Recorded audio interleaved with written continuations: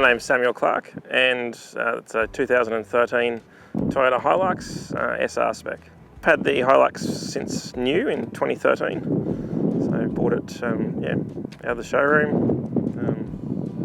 gone from there. Where have I taken it? It's done pretty much everything up and down the east coast, from North Queensland, high country, then down into South Australia, and now in WA.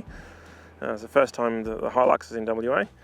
And then the desert and Fraser multiple times.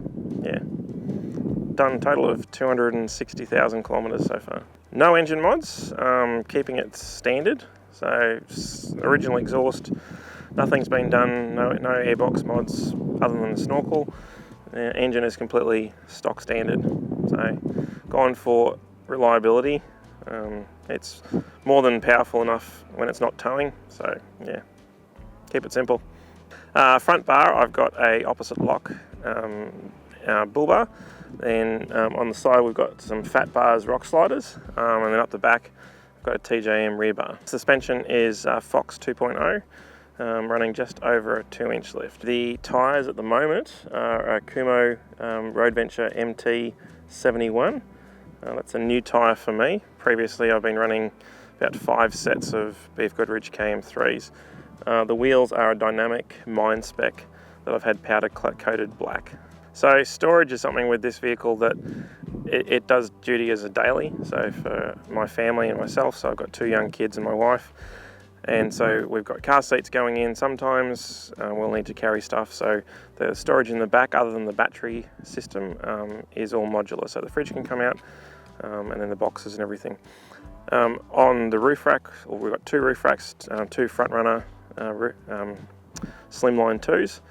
One's been on since the vehicle was new, and that's over the cab, and then the one over the peak tub topper has been on the last 4 or 5 months. So the tub topper on here is Camp King. They're made in Brisbane, Australia. Had an ARB canopy on before and got really frustrated with the side access or lack thereof. It's something that you basically just got access to through the back window, and that gets really frustrating. Where with the Camp King Peak tub topper, the side access is almost as good as a canopy for a fraction of the price. So it's been one of my most favourite additions in terms of just overall touring livability. So, and then inside that we've got 4 Expedition 134 boxes that carry. We've got a kitchen box, a pantry box, a sleep sort of general carry box, and then an emergency box, which is kind of like if there's a vehicle fire, grab that box. We've got enough to survive for a little bit.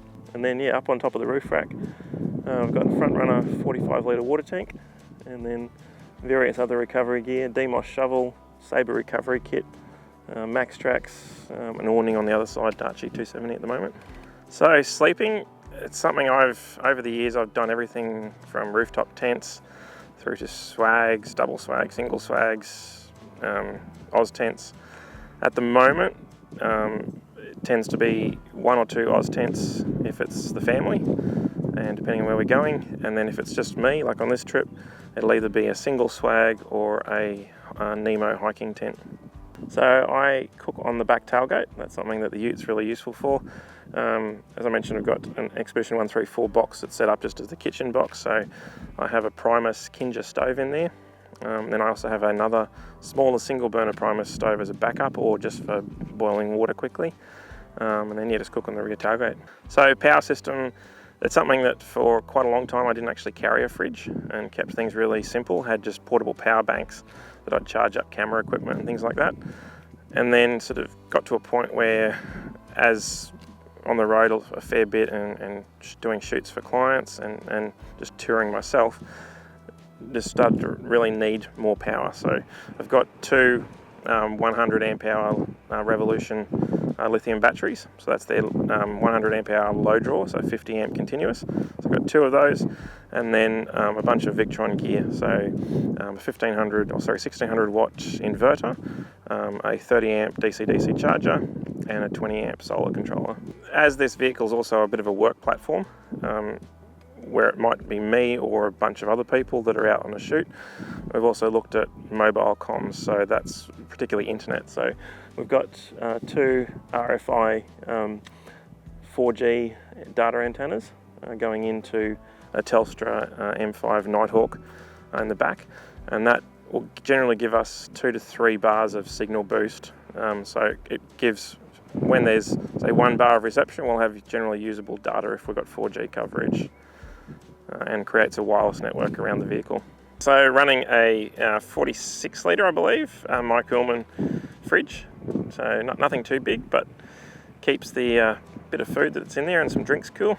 So as I mentioned, the front bar is an opposite lock bar, and mounted to that we've got a winch with Sabre winch rope, fair lead, and their alloy winch shackle. And then we've got a ARB bash plate and recovery point underneath, providing protection there, which has been very well used with an IFS vehicle. Mounted up to the front of the bar, we've got some ultravision spotlights. They've been doing really good, really happy with those overall. Then also got a Oricom town and country antenna, so it's sort of a 2-part. It's a 3 dBi when you want a nice short one, and for mountain work, and then for open plains it's got an extension that takes it up to a 6.5. Gone through a lot of camp chairs. Probably the biggest thing I come back to is weight and portability and how much volume it takes up in the vehicle. So I've settled on some Helinox chairs. So I've got the Sunset chair and also the Chair 1 XL for myself and my wife, and then our kids have got the Chair 1s. Really comfortable chairs, they pack up really small. So yeah, only downside with them on a windy beach like this, or windy location, is that you've got to anchor them down, otherwise they do blow away. So in addition with the sort of kitchen and living side of things, we've also got a front runner table mounted underneath the rear rack there. So that just pulls out and gives really nice work surface for either working from or eating. Okay, interior, running some seat covers, some canvas waterproof seat covers, and then I've done a LED globe, so the interior lights have been replaced, so it's nice and bright in there, easy to see.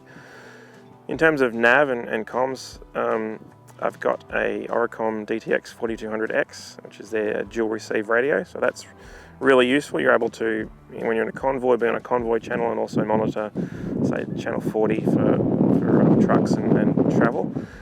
Then in addition to the UHF, I've got a Zoleo satellite messenger. So that's been something that more recent that's come out.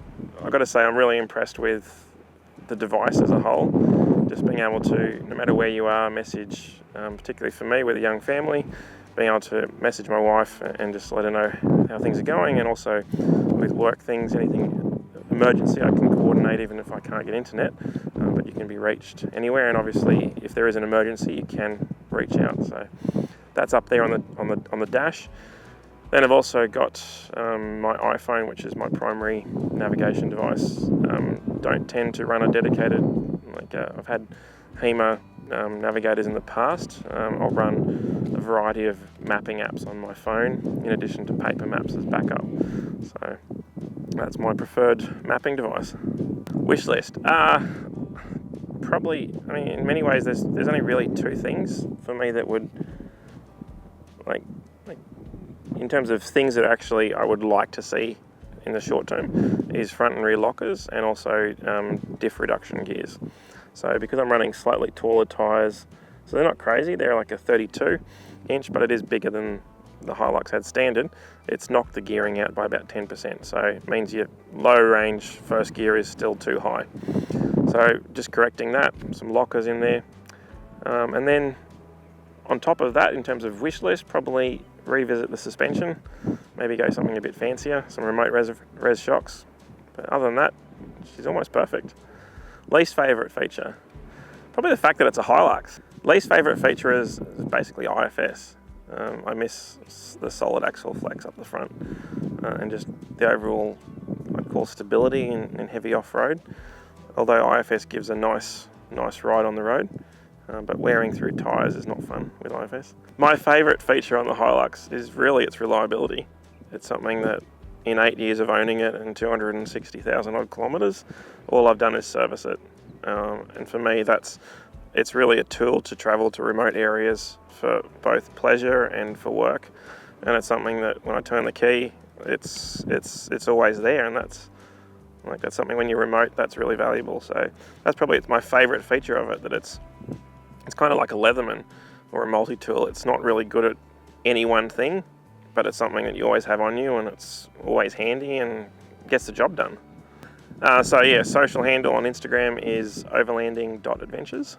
So again, as I mentioned before, I chose the Hilux not necessarily for its overall appeal and aesthetics, but for its reputation, which has proved very accurate over 8 years. Really a head decision over a heart, after making a heart decision with a Defender and trying for something different. Where to next? I don't know. It's at the stage where, as an 8-year-old vehicle, it's still got a lot of life left ahead of it, and at 260,000 k it could easily double that. So I think a bit of TLC plus some upgrades and keep it going. Try and get another 8 years out of it. All right, Sam, how you going, mate? Good, mate. Going all right? Tell you what, this is a pretty bloody amazing campsite. Yeah, it'd have to be one in the top 2 of my life. Yeah, absolutely. Like I said to Holly, I was like, I think this has creeped into our top 5, and I'm not telling you where it is. So no, it's somewhere in Australia. Somewhere you can come and find it. You can go and find it, but it's seriously untouched. Like, we just virgin sand driving in, and it's one of those places. It's actually the only place so far in Australia I've really felt the need to just be like, nah, if people want to come find it, they can, because It's a pretty tough little track down. So yeah, not for the faint-hearted, and unless you're fairly self-sufficient, I wouldn't advise it on your own. Yeah, absolutely, and but high reward though. Oh yeah, really nice. Anyway, look, it's great to finally get the Hilux on a bit of a touring rig rundown. It is, mate. Because we've done a lot of trips now, and as the trips have gone on, look, I do have a soft spot for Hiluxes. Obviously, I drove one around Australia. This thing has really grown on me, and it's sort of its intended purpose and the way it's set up. I think it's so hard to be unique with a Hilux, but I actually genuinely think you've achieved it. But it's a very unassuming, stealth. You had the rundown. We'll run through sort of maybe your decisions about like your reasons behind the build, because it's lightweight and it's just a bit different. It's different. Run us through your thoughts. So I think overall philosophy is really from an overlanding perspective. So it's not a vehicle that will take on the tough tracks, and so I haven't over modified it for that. And that's even down to running relatively small tyres. They're a 235/85/16, so I mean that's a standard tyre on a cruiser, but most people will go up a size anyway.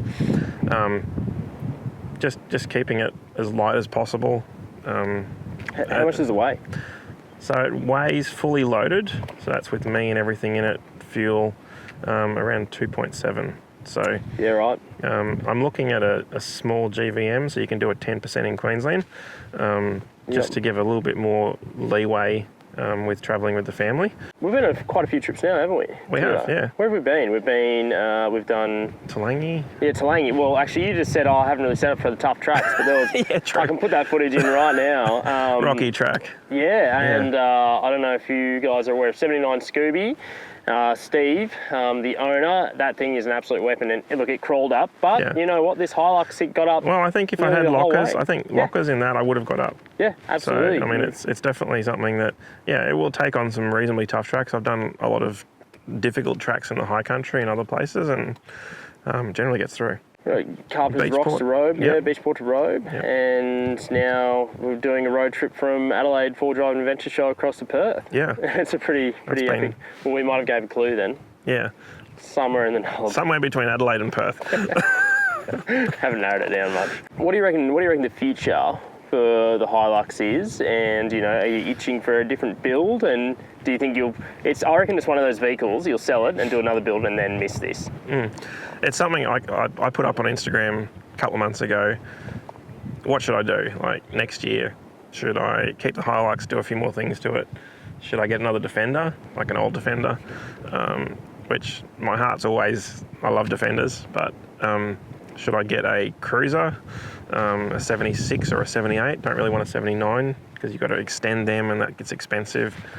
My personal opinion is if I was going to buy a Toyota Ute, I'd get a Hilux. Yeah. Like it, before I on any day. To be honest, in terms of what's out there right now, I would probably, if I got rid of this or it was written off, I would go and get a new Hilux and do an ARB GVM upgrade, because it's the cheapest GVM upgrade and it actually gives you more payload than pretty much anything out there. It's like well over a ton. It's like 1.2, 1.3 ton. Yeah, it's huge. It'd just be tempting not to take it all up. Yeah, well, I think that's the other thing in terms of like weight for me is like, well, the lighter you can have a vehicle, the less you're going to get stuck, and the less stress on your driveline, which means you're going to break things less. And I haven't broken any driveline components on a trip, so well, there you go. Well, you said 260,000 Ks, and all you've done is service it. All I've done is servicing. It's on the original clutch still, and Hiluxes are known for sort of. My old Hilux went through a clutch and a gearbox. Yeah, so it's just sort of borderline now, but. I mean, I drive with mechanical sympathy. I think that goes a long way. I think you do. I think you drive intelligently. You're not quite in the Send It and Bend It crew, I don't think. Definitely not. It's interesting what you're saying about weight before and stresses on vehicles, because I see a lot of overweight vehicles still doing tracks and getting through everything. But I think what people don't really think about is actually just the overall stress on every single nook and cranny and component of that vehicle. So I think it's a massive credit to you keeping it lightweight in a world in touring where it's so easy just to overload it, and you just without even meaning to, all of a sudden with just your standard, a bit of camping gear, a bit of this on top, roof rack, couple of things on the roof, a few people in the car, all of a sudden that's over. Correct, that's right. Easy. And I think you have to work to the limitations. There's no point, honestly, while I've had a rooftop tent up here, it was when I didn't have a tub topper on the back. Like for me, for the performance of the vehicle and the handling characteristics, I don't want that much weight up high, even though I love them and they're really great.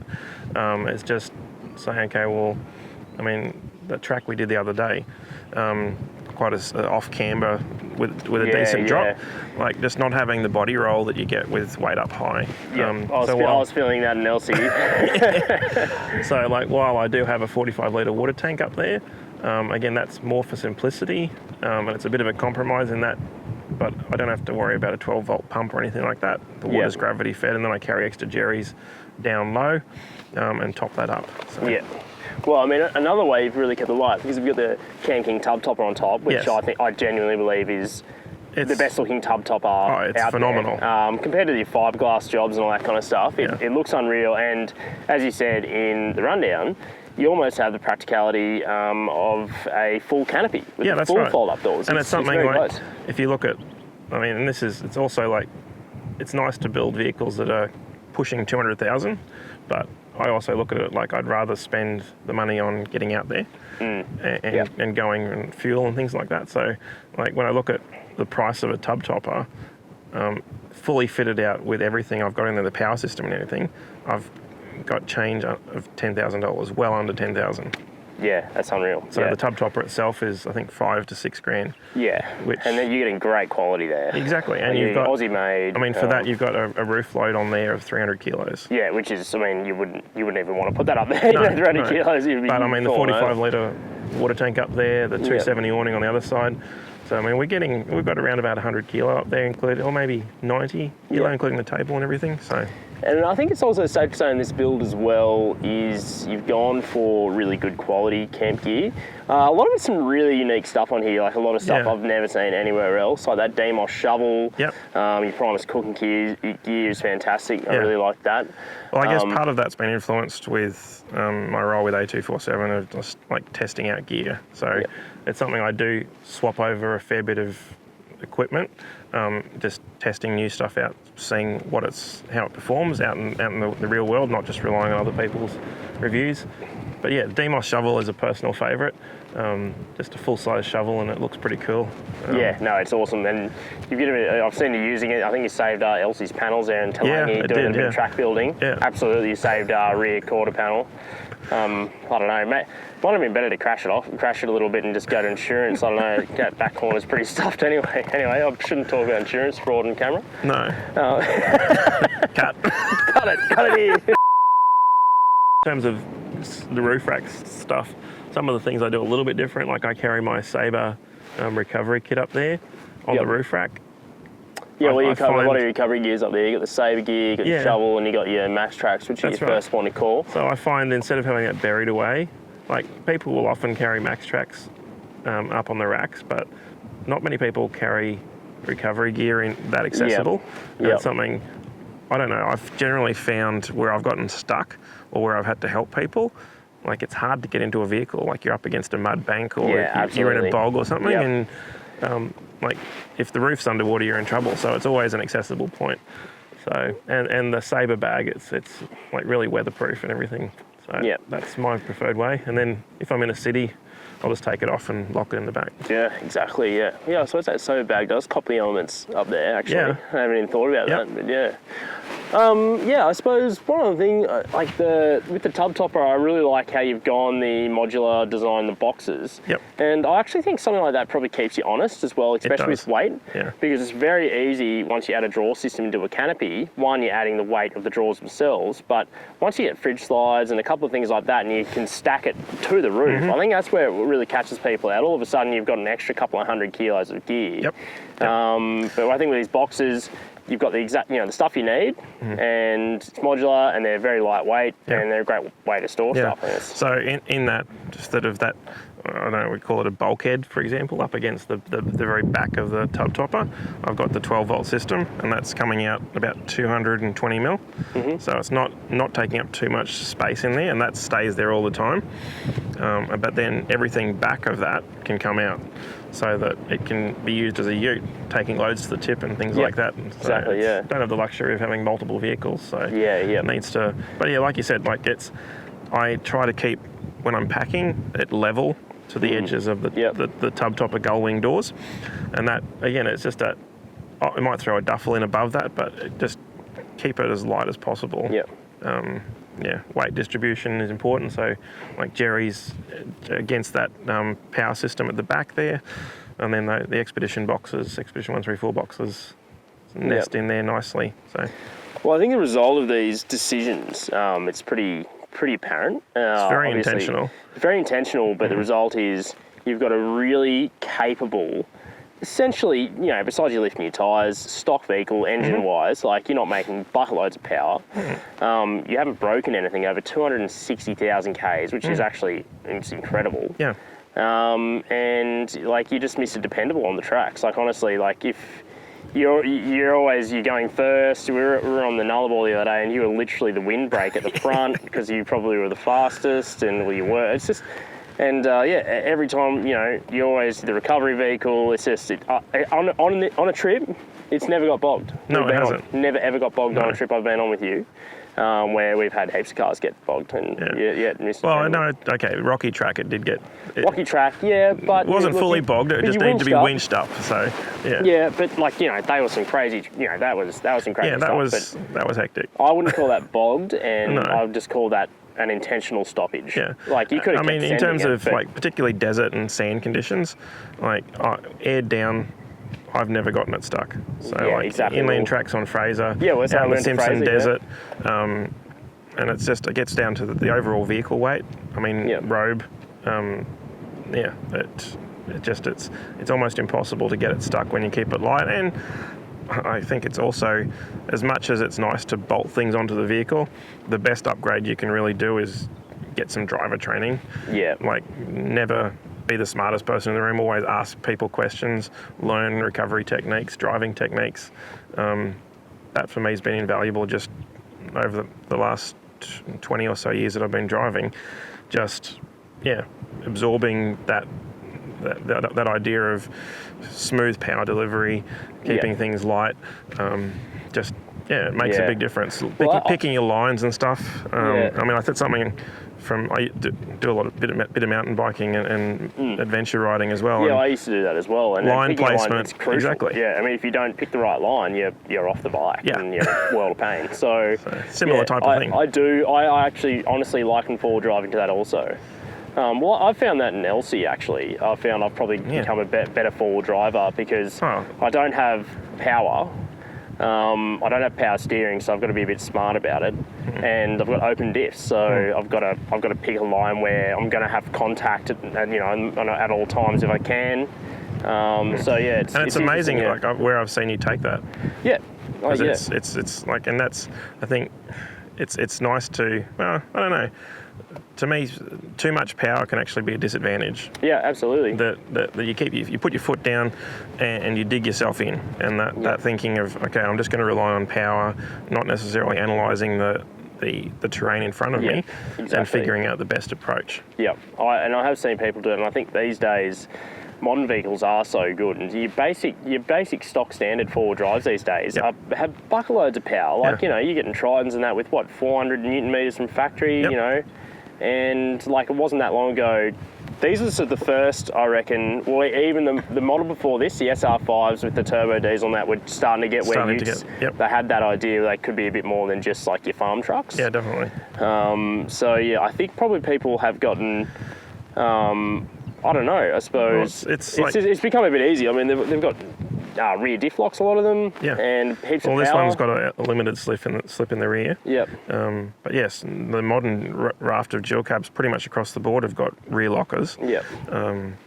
And like change the tyres, and they're incredibly capable. Yeah, I mean, tyres and yet tyre pressures. I sound like an absolute broken record, but I've done points in Australia where it's notoriously bad for people getting bogged. And in Elsie, which is overloaded, heavy, and underpowered. And I've got up them, like Big Red in the Simpson, and also in Fraser when we went recently. It was a great example of it. So going through Nagala Rocks. I mean, we were waiting 3 hours to get through there because people primarily didn't let their tyres down. And then they tried to go too fast, and it's about that smooth power delivery. Like people think you just floor it. Well, that's just going to dig you in, particularly if you don't let your tyres down. Exactly. Enough. Well, that's what happened on Big Red. Our mate where we went, he had to go have a couple of goes at it, and he let his tyres out of his ute.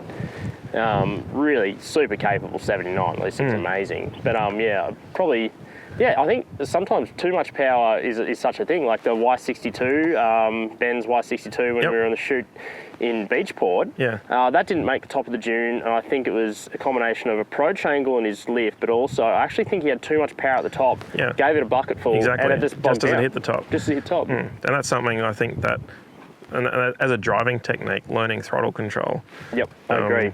That when you're in an older vehicle, that's relatively easy because you're actually dealing with a throttle cable generally, and the uptake is slower. But on a modern vehicle where it's an electronic throttle, of just going softly. Like sometimes that's even like jamming your foot up against the side of the vehicle so that you're not leaning fully on the accelerator, I agree. just to keep it smooth, because it's those type of things, if you put too much power on at the wrong time, you're instantly going to dig in. That's exactly what I've found with Elsie. Even the more difficult situations, it usually has about 70% throttle. That's tough. That's hard. So it's it's an interesting point, but I think it just all goes back to sort of like your original philosophy. You've almost got an old school approach to it's more modern in between vehicle. I think I'd put it down. I mean, owning a 20-year-old Defender, or was it about 15 years when I got it, like a 2.5 turbo diesel, but it was relatively underpowered. And it went everywhere, but yes, it was just that lower down torque, didn't have a lot of high-end power, and more so on the Defender, you had to drive with mechanical sympathy because they had known weak spots in the driveline, it's picked up from there, I guess. I did smash a centre diff on the Defender though. So I had to learn. I've had one sort of major oopsies, but hit some rock steps and gave it too much power. Smash. Right, there you go. Oh well, look, I probably don't have anything really more to add, but look, thank you very much for the rundown, and also for a little chat at the end. I suppose about four driving in general, I suppose, not just all about I think, Hilux. I mean, that's probably the overall philosophy of the Hilux. Like, the first trip we did with it, we did on the stock tyres, which I wouldn't recommend necessarily from a puncture perspective, but we did a 6,000 kilometre trip about 2 months after we got the vehicle new. All we had on there was that roof rack and a rooftop 10 at the time. And we had a blast. Exactly. It's something that I think it's better to spend as little as you can, stay within your budget, and go out and explore, rather than throw a huge amount of money at a vehicle that gets the likes on Instagram. Yeah, absolutely. Necessarily, but you have to work full time and you can never get out and explore. Yeah, that's it.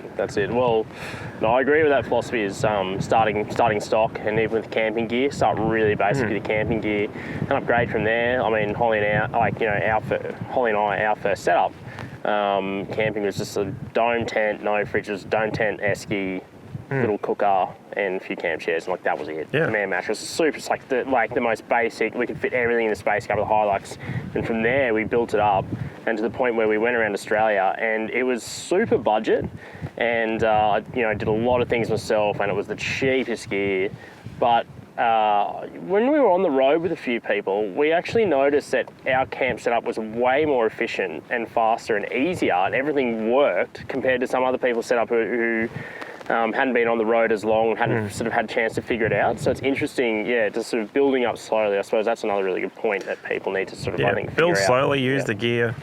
Go on if you're going to try and do a lap or a long trip, do some shorter shakedowns first. Absolutely. And just also, like, one of the things I come back from a trip and I always analyse now, because I carry a lot of camera gear, that's sort of a variable thing that adds a fair bit of space and stuff, but I analyse the actual equipment I take on a trip. Yep. And like, did I actually use that? Did I need it? Can I leave it behind next time? So it's always sort of, okay, how crucial was that?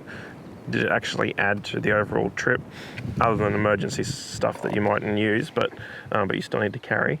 And that, for me, is something that I've definitely jettisoned stuff that I thought was essential, that ultimately I'd never use, and it was just extra weight, and it adds up surprisingly quickly. I think every tour goes through that process. They start off and they get excited, buy a heap of gear, and then you slowly taper it off a bit, and you sort of have this wave you get excited about. Yeah, that's right. I mean, I used to carry a high lift jack for a couple of years after I got the Hilux, and then I realised I'd never used it. Never used it, yeah. Well, I carry a bottle jack in addition to the factory jack. Yeah. And I find that really useful. And I carry a block to put the jack on. Yeah. Chunk of wood never goes astray. Like, the high lift jack ultimately was just posing, really. Yeah. And it was 30, 40 kilo. Yep. So a bit of steel. Yeah. Yeah, there you go. Well, I don't know if you have anything else to add, but I'm happy to wrap it up there if you want. Yeah, sure. Right. Cheers, mate. It's been good to have a chat. Yeah. All right, Sam. Look, it's been fantastic having a chat with you. As I said, it's been plenty of trips. It's been about time that we actually get it into a little bit of a rundown. And look, mate, I hope we've got plenty more trips to come. Yeah. In the future. And I wouldn't mind seeing you on the road for a fair bit longer, personally. Yeah. No, definitely. I think, in terms of long term, I'm definitely casting my eyes longingly at the Ineos Grenadier.